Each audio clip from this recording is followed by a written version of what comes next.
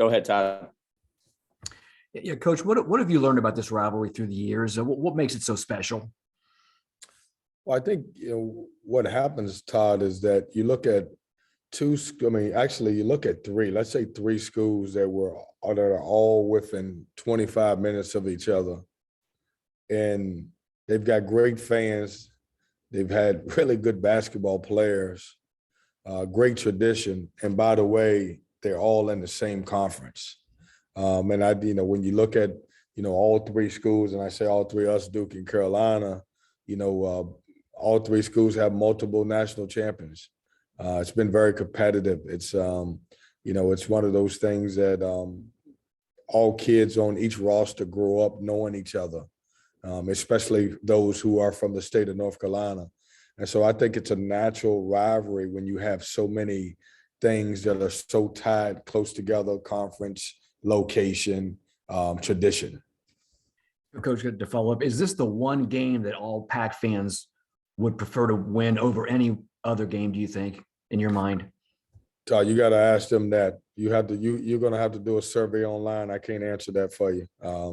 Me, I want to win all my games, but I can't speak for the fans. I know they're excited about. They love playing against Carolina, Duke, and obviously will love when we win the game. But I can't say if this is the most game that they care. Like if you're telling me right now I could just beat Carolina and lose every game, I'm gonna tell you that's not the case. Go ahead, James. Yeah, Kevin. Hope you're doing well. There's been talk about North Carolina playing differently under Hubert Davis. When you watch them play, do you see that? I mean, can you just kind of break down their team a little bit? Well, I see some, every coach comes in with a different offensive philosophy. Everybody comes in with a little bit of defensive philosophy. But when you watch them, they have, they play like Carolina have played in the past. They're still a great offensive rebounding team.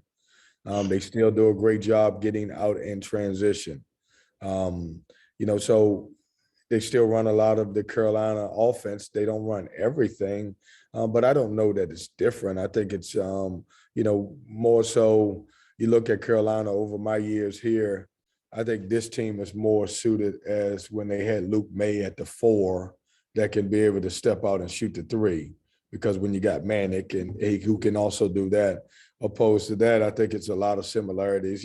At times they have, when you look at last year, they had Day'Ron Sharp and they had Armando Bacot.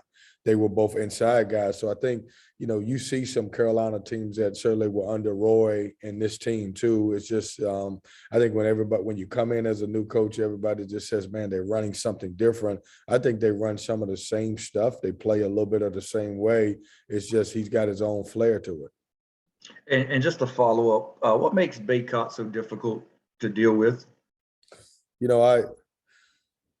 Man, he's tough. And what makes him difficult is on the nights that you get him to miss his shots, he gets his rebounds. Mm-hmm. And so when you look at it, I want you to think about this. Everybody says, well, you got to double him. You got to do anything. Well, he played against UVA, and they're arguably one of the best doubling teams in our league in the country as far as post guys. And he goes off for, I think, 29 points and 21 rebounds, something like that. He's difficult because certainly he's very efficient around the rim. But when he misses his shot, I would like to see the percentage of how many that he gets back and be able to score. And he puts a lot of pressure on your defense. You got to pay so much attention to him because his ability to score around the rim, he buries you deep. He's when he decides that he wants to play inside, he's one of the best interior players in the country, and he's hard to guard. Thanks, Kevin. Thank you. Go ahead, Sia. I got a question, not unrelated to Saturday, but just looking at the league as a whole. How would you kind of assess and the angle I'm examining is, this being a quote unquote down year in the ACC, and what I'm looking at is the talent level. How would you assess where the talent level is this year as opposed to your other years being in this league? Well, CL, the good thing about it is I know you're getting a little older now because you're starting to put on those glasses. And You start to look like Tony Haynes a little bit, even though he doesn't wear glasses. So that's the first thing. That's where the talent is dropping a little bit now because your eyesight is not as good as it Right. usually be. You know, it's so frustrating to CL to every coach in this league, and it's almost insulting. I know you're not trying to insult anybody, but we always, you know, we get to this narrative that the ACC is down, and the reason why we get there is because if we don't have certain teams that's playing at a high level, and because we only have one team ranked in the top 25, it's always there. I don't think the talent level is down. What I mean by that is we've got great talent. We may not have as many pro prospects. And what I mean by that is a lot of times the NBA, they draft on potential opposed to who's really good.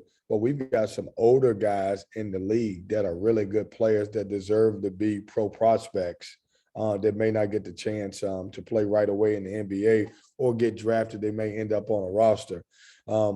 We took a big hit with transfers leaving out of this league, but we also gained a lot of really good transfers in the league. If you look at the top 10 scoring, I would guess probably there's 6 or 7 or 8 of them may be transfers.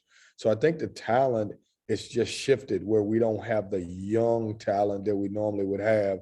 You look at the league, Duke's playing 3 freshmen. We're playing a freshman. Notre Dame's playing a freshman, and Florida State's playing a freshman. Those are the teams that I think I named 4 teams that are starting freshmen. And typically you may have a few more of those guys. Florida State has a couple that come off the bench that are good players. But I think what happens is when we get older as a league, meaning older guys, like guys like Wendell Moore and Bacot, those guys are really good basketball players. Look at Williams, who transferred from Oklahoma State, who's a senior. He's a good basketball player. But I think when we don't have the young, what people consider the one and done, I think the perception as the league is down in that aspect of it. And Carolina has played 20 games now, or what have you, nearing the end of this month. But Saturday is the day they chose to honor Roy Williams. Do you take that as a sign of respect for you coming in, or is that a sign of a little bit of elbow and a little nudging of a rival? No, I think that's what that may have been. I don't know what the reason, and that may be the only day that Coach Williams was available to have that. It may have been the only day that his family could be there, his wife could be there. So, listen, I'm not going to read into that.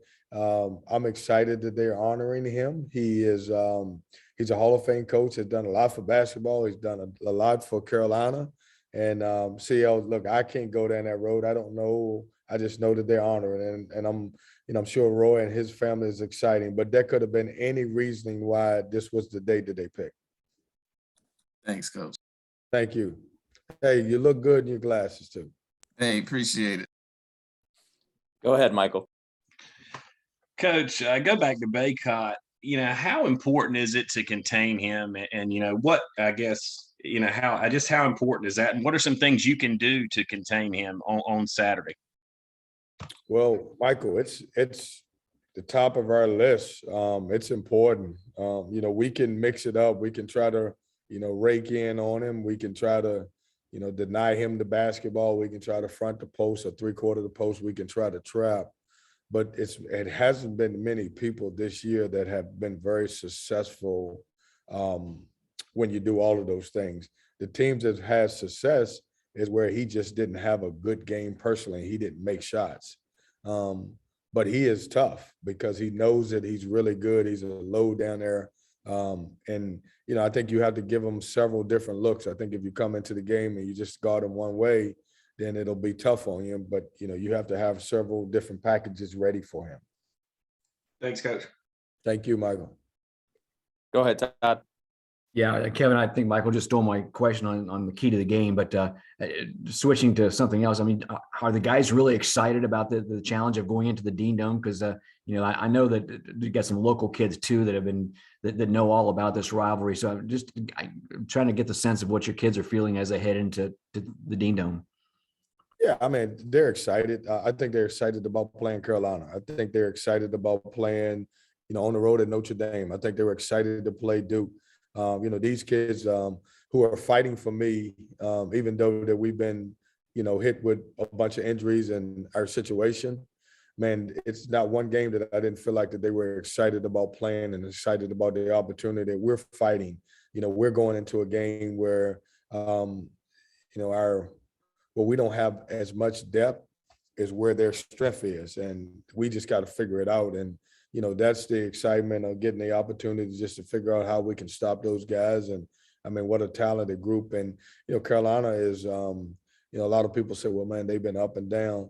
But one thing is consistent. They've been really, really good at home. And kind of on those lines too, Kevin, I mean, would a win against Carolina, as opposed to say anybody else in the league, would that give you guys a little extra boost heading into as the season rolls on a little bit, possibly? I don't, we don't weigh one win over the other. And what I mean by that is absolutely, if we win on the road, which would be a great road win against us, and it is a team that's close by, yeah, I think our guys will be excited, but we're not gonna, it's no different than us winning somewhere else. We want to win. We want to feel good. We want to, anytime you can get a road win in this league, it's golden. And for us, I think our guys will be excited about the opportunity to play and win. And so that'll go a long ways for them. Go ahead, James. Kevin, I think you guys held Notre Dame, I think, a 38% shooting from the field. And for us, a lot of times we think that's a great metric for defense. I'm interested, is that something you value? And did you, watching the game back, did you feel like your defense played well in that game? I thought we had moments, James. Percentage wasn't in this particular, in the Notre Dame game, the percentages wasn't what I was looking at. I wanted to make sure that we didn't. I really went into the game saying that we can't let them make 10 3-pointers, which is what they were averaging in league play. I want you to think about that. They averaged 10 made 3-pointers in league play. I thought that's where we lost the game. We gave up 11. And so they got 33 points from the 3-point line. And that's if you play against Notre Dame, everybody knows that they're as dangerous as they can be from the outside. And where they hurt us at is when they move Levinsky at the 5, and we struggled to guard him as he picked and popped and everything else. We did a good job when he played the 4. There was that stretch right after halftime. We went up 5 that they kind of caught us with E.B. Dewana, and we got stuck with it a little bit. And then we had to change the way we play to take away some of those threes. We went a little bit smaller, but then we gave up a couple offensive rebounds that led to outside shots, especially good one in the corner over there.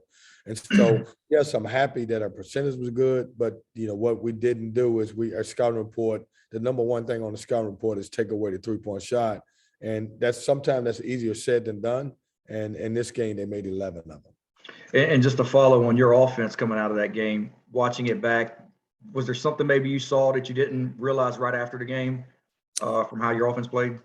We just, James, we just didn't make shots.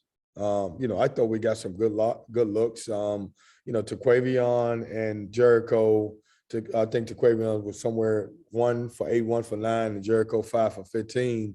And when we win games, those guys have to shoot a pretty decent percentage. And I just thought we didn't make shots that we got some decent looks at. They just didn't go down. Appreciate it, Kevin. Thank you. All right, Coach, that looks like it's it. Thanks, guys.